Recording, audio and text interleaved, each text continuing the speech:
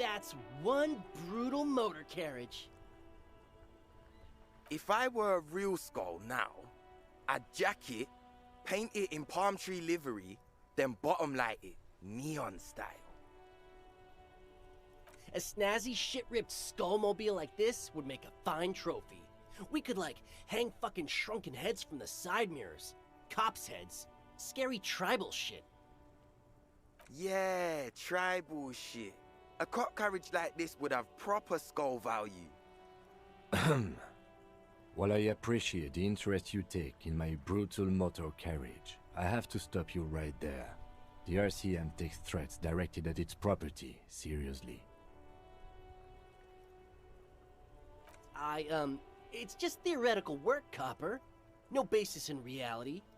Man, if we were certified skulls right now... Skulls. Now there's a strong organizational title. I can tell you who we're not, cop. We're not snitches, or skulls. Which is not to say that the skulls are bitches and... On the contrary.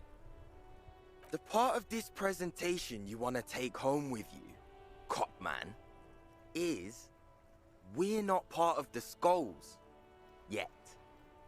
Okay then, let's indulge in some intellectual exchange. These young men seem eager to share their beliefs. You don't know? What kind of cop are you? It's not a question. Don't get into it. The Skulls are the most vicious gang of the Besmertne. Besmatine, or the Besmati, the Immortals, are West River Sholian crime syndicates. The nastiest bunch of psychos ever. Jacking carriages and getting into high-speed chases. Possessing an infinite amount of fuck-all swagger, infamous for their non-verbal modus operandi. They usually occupy the burnt-out quarter in Genrock, or you can find them loitering around their brightly painted bottom-lighted vehicles. I can't wait to become a skull. Bottom lights are wretched aggressive. Oh yeah, Cindy's a right proper skull. Yeah, a true artist of the future. Just like Arno van Eyck. By the way, if you see Cindy, give her our regards. For all their nihilistic posturing, these young men are not lacking in youthful idealism. The lieutenant on your left is unusually lenient toward them.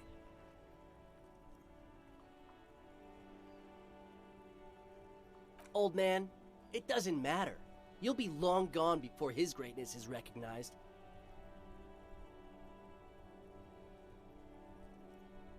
Yep, old as fuck. Yeah, man. It's like at death's door. No wonder you know nothing about the future. You won't be there. Mm-hmm. What about them? Like I said before, many men keep searching for the one, for so-called true love, which is actually just obsession masquerading as kinship. The thrill of the chase, the hollowness that fills your chest cavity after catching it. I'm wondering if the poetics come with the jacket, or are they derived from something else entirely? To catch a fish, you'll need to hurl the lure many times, and even then it isn't certain that you'll get anything. If you blow up the lake, though, you get more fish in a shorter time. And, for time is of the essence and fleeting ever so quickly, one must think of a way to fuck the whole world and not get caught up in fucking someone. Because when one fucks everything, he fucks nothing. And that, to me, feels glorious. Sticking your dick into the void. Hate to admit it, but in a weird way, he's got a point.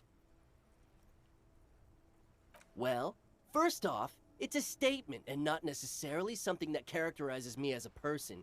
even though the statement has character. And I do like piss. The word piss epitomizes the struggle taking place in the world. Things being defined as they seem, not as they are.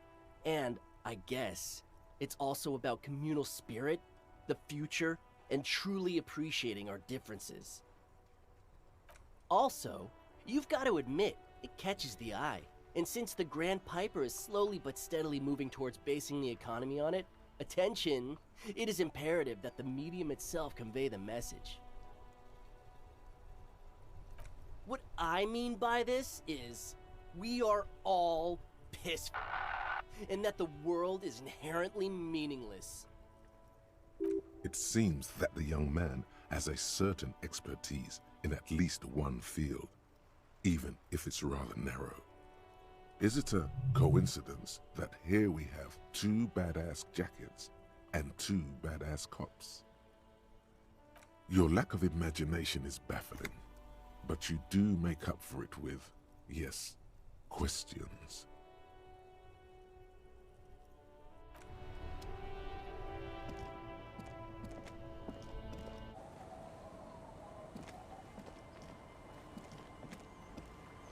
The door has seen better days. The layer of paint has started to peel off due to the salt and wind from the sea. Even the lock looks slightly rusted. I'll wait outside to give you some time and privacy to check out your new living arrangement and look for any signs of Ruby. But just so you know, after we are done with the day, I'll still be staying in the Whirling in Rags for the night. We'll meet in front of the shack in the morning. The key turns with a satisfying click. You can enter the shack now.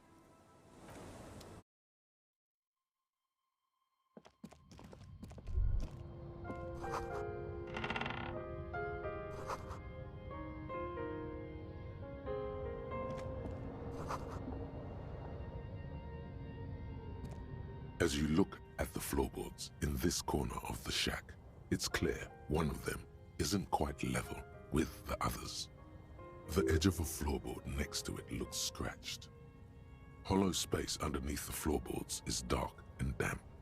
You can barely make out the mixture of sand and sawdust below.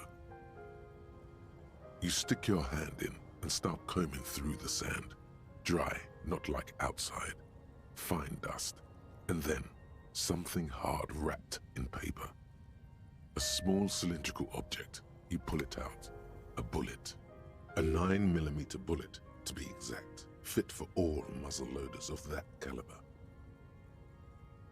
The floorboard isn't interested. Maybe the washerwoman is. You have enough to confront her with. It's extra ammunition. She's locked and loaded, ready to fight some cops.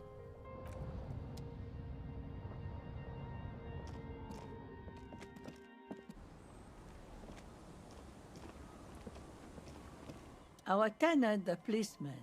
I hope the waves don't keep you up at night. What can I help you with? Damn that girl. And without anger, a long and harsh life has taught her not to buckle under pressure. A bullet? You didn't put it there, did you? She did. Gone and hid things in there? She's usually a good tenant, and not a stupid one either. Yes, I let my room to that Ruby girl. As I've done before when she's been in trouble or just looking for solitude. I've made it clear, we welcome all kinds of people here. She came last Friday, left on Monday in a hurry. What has she gotten herself into, that girl? That's for the police to find out. Right then, please answer each question to the best of your ability. I'm sure we have a few. Yes, early with the dogs, around 8 o'clock, I think. Not that I know of, though she was into nice music. She once showed me a few mixtape milieux she'd made. Although I guess she was pretty handy with the mechanical and technical stuff. even fixed the heater in the shack. You should be thankful for that. I cleaned it, like I always do. No, The truth, sire. she's good company.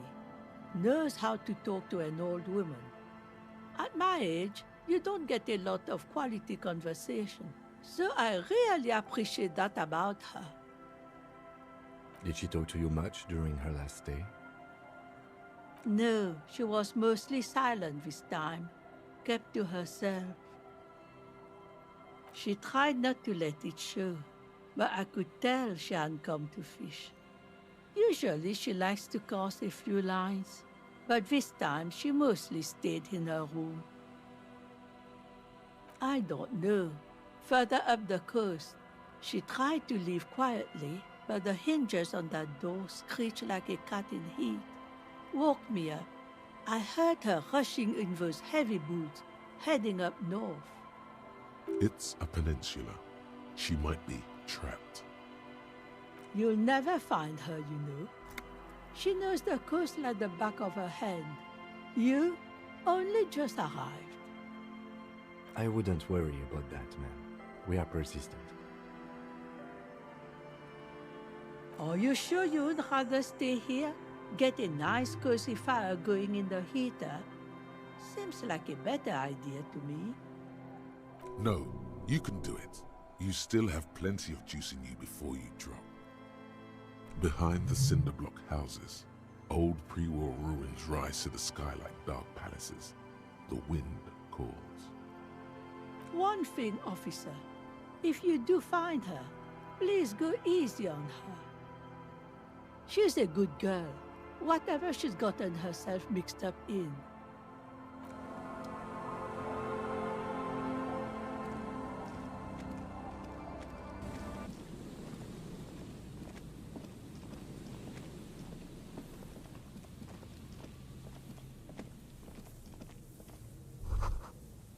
The remaining windows rattle from a strong gust of wind. They're covered in a thick layer of grime. They must have been like this for 40 years.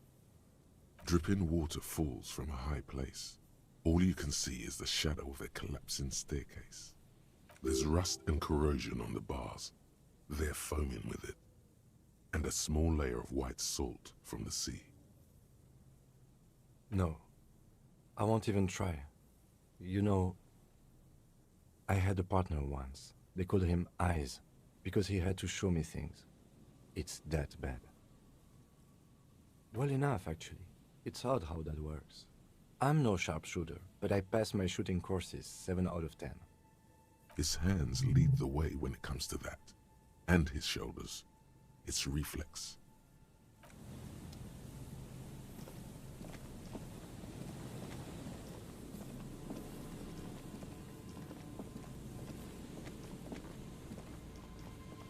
You see, a once bright mural towering above you.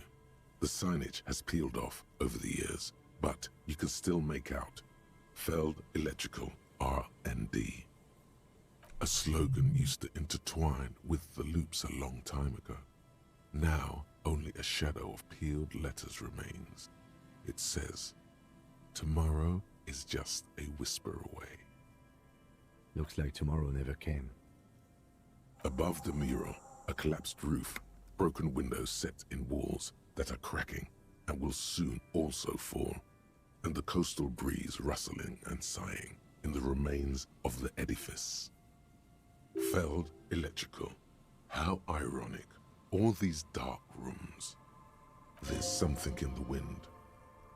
Sometimes the only way to go forward is to fail first. Maybe we could, you know, ask the man who's pointing at the building? Great idea.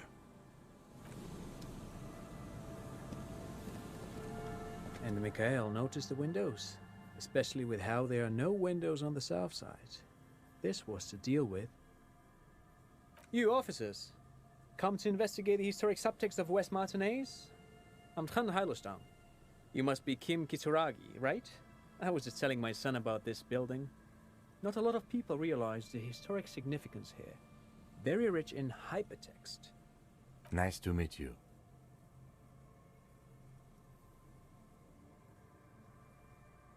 Oh yes, so Mikhail. They had to deal with monitor glare, especially in the summer. They still had vector monitors back then. That was 49 years ago. So they didn't have windows on the south wall. Yes, hypertext, young carp, and the collection of cultural hyperlinks. No, I can't say that we've met before, but I've heard of him, of course. Mikhail, say hi to the officers. Mikhail's a little tired today. We spent all night trying to run Orbis on his radio computer. Have you heard of it? It's a programming language used in Grad. Quite tricky, but he wanted to play this Grad-made adventure program. We've been getting really into Worms lately. The man speaks in the artificial cadence of a professor, or someone who's been on too many radio shows. But I assume you're not here for giant worms when there are so many real things to see. Just as I was telling Mikhail before, this is where the Coalition landed in '08. We could be standing on what is the most interesting landmark in Revachol West. Wow, get a load of this guy. He really enjoys his trivia. The Orbis programming language was named after its inventor, Victor Orbis, a cybernetician from Grad. They run Vox in the Occidental countries. No, I'm afraid I can't help you with this one, officer. It's just a regular day off for me and Mikhail here. So you haven't seen anyone around? No, I'm sorry. As I said, this is just a day off. We just arrived anyway. He's telling the truth. He hasn't seen anyone. Aha! But it's not just any empty old building. What not a lot of people know is, this used to be the R&D department of Felt Electrical. And Felt, which now sells ink cartridges mostly, was once a top dog in the turn-of-the-century cybernetics boom. That's not surprising. Only a vestigial ink cartridge and ferrotape manufacturer remains. They started out as a midway electronics outfit in Königstein 2 centuries ago. After an aggressive move to Revachol, Feld became a global player in the emerging personal electronics market of the pre-revolutionary era. Still, Tricentennial was beating them in business machines. But Feld had an ace up their sleeve, or should I say they were developing an ace up their sleeve. I'm mixing my metaphors here.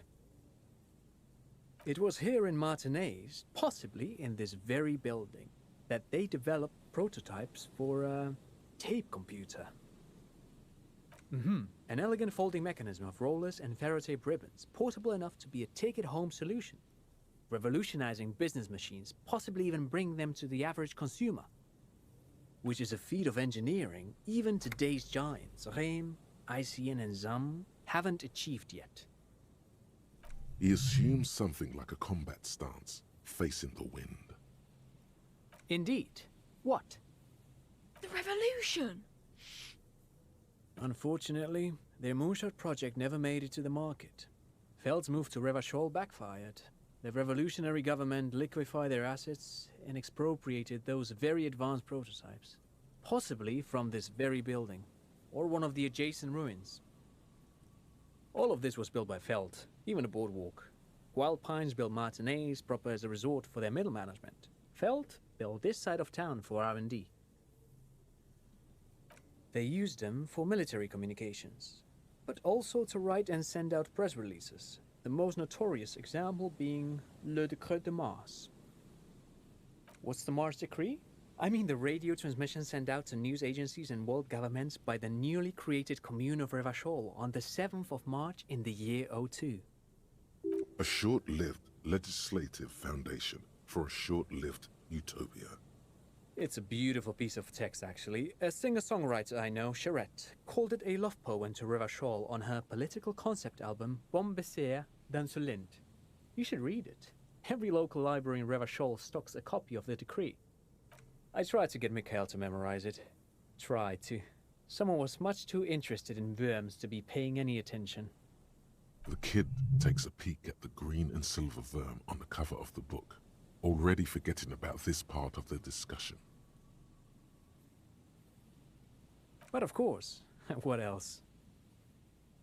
No, thanks to you for having me and little Mikhail here to pick your brain. A very interesting conversation indeed. Pick your brain? If anything, this was rather one-sided. He did the talking. Whatever.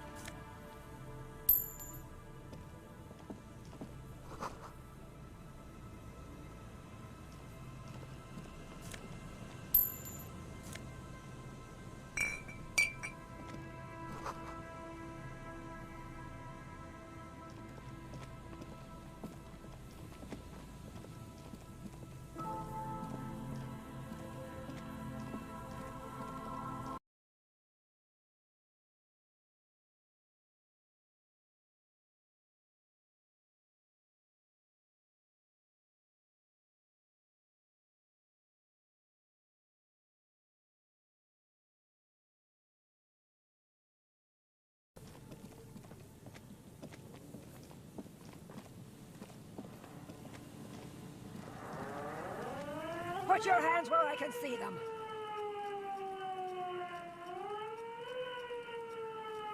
Show me your hands. This is the pigs. Show me your hands. Right now! Scavenged, battery-powered police lights protrude from her back. The flickering light show reveals a gun in her shaking hand. Her hand is trembling from some sort of neurodegenerative disease. Madame, please drop the firearm immediately. The man appears to be pulling out an object from his pocket. Fear under threat! Fear under threat!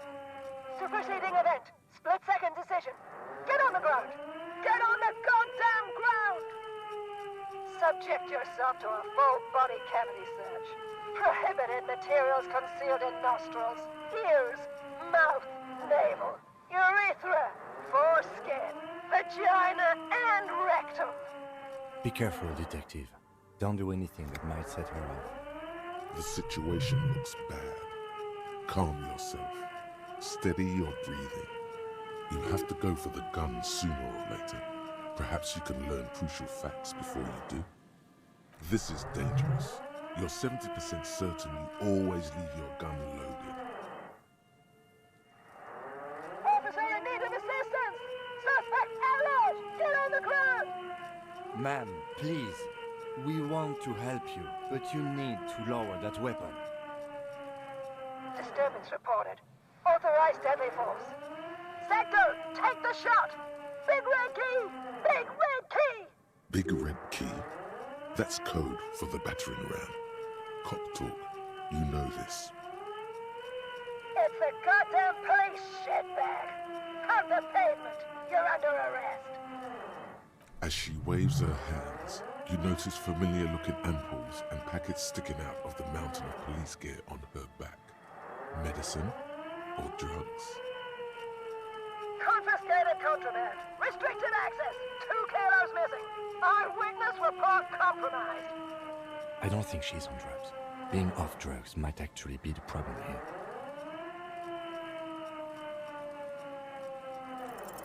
All right, here's the plan. You fling the chain cutters in her face, already darting right, and immediately close the distance. Left hand grabs the barrel, right one breaks the wrist. No, that won't be necessary. Look closer. The gun, all 3 barrels, red and blue light shining through. It's not loaded. Huh? My God, I think you're right. What? This isn't police issue. Police weapons have bullets. This isn't real. What is this? Police gun have bullets. What is this? Why did you sell me this? Grab the gun, right now. This might be your only chance. No one ever cares anymore. Why would they treat me like this? Great gears are grinding to a halt. The machine is powering down. She's all out of jolt. Poor woman. We need to figure out what to do with her now. Nobody's ever around. Nobody ever comes to visit me. Her scratched skin is warm to the touch, but the person inside doesn't even know you're there. She's in a stupor. I've seen this before. God knows for how long. Could be days when they get like this. Honestly, I don't know. Dementia, probably. Dementia and Channel 8, and loneliness. Could be. Her hands were trembling, and she did seem uncoordinated. But what are we gonna do with her? I don't think there's any need for that. In her current state, and without a gun, she isn't really a threat to anyone. We could let Titus know. This is a perfect problem for the local peacekeepers to handle. They might even know her family. Then we can ask him once we get back to the whirling. But we have to hurry, cause it's late and they might have already gone home. But I think we're done here for now. Let's head out. This is done. Please, leave the radio on. Reflex to what? Being left alone? She stands motionless, just a heap of clothes and flashes now. Maybe if you search her once more.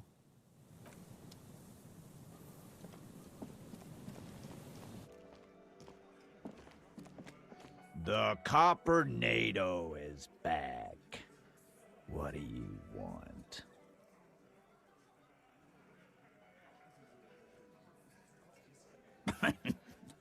What's that, Copper? You want us to help little old ladies now? You're local law enforcement, aren't you? Helping troubled civilians should fall under your jurisdiction. Yeah. We'll send someone out. Who is? Wait. It's the pigs, isn't it? God, poor lady. Don't worry. We'll handle this. I think she got some family in Courant or something. Bastards left her alone when she got sick. We've been getting complaints. Hey, wasn't Everard's B team looking for her the other day? They said something about her, I don't know, finding something? Yeah, I think you're right, Gene. She have something of yours, Pig? You're fucking with me. Your gun. She had your fucking gun? Sure did, boss. Heard him loud and clear. The pigs lost his gun to the pigs. Well, at least I can see you got it back. If you have any questions. No problemo, cop man. We take care of our mentally ill here in Martinaise. Ain't that right, boys? Sure enough, we're the real heroes on these streets.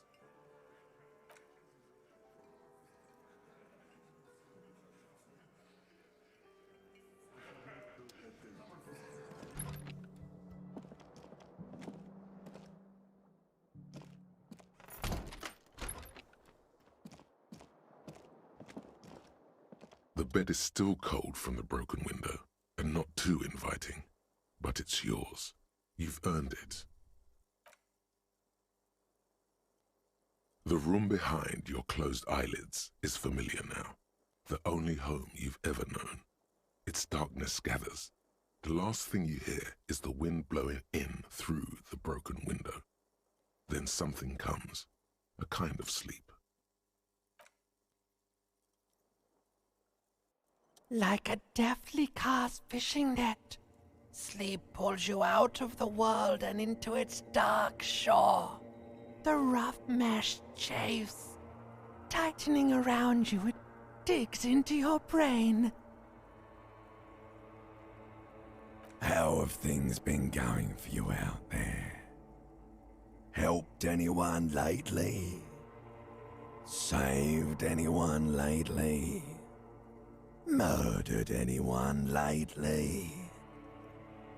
This bastard isn't even listening to you. Because you know you are a murderer. A disco music listening psycho killer who offs poor people and then forgets about it. Hear that? Iceman wants to sleep. He doesn't care about killing people. That's nothing to him. Black water under the bridge. The thing he's really scared of is much, much worse than that. We're trying to help you.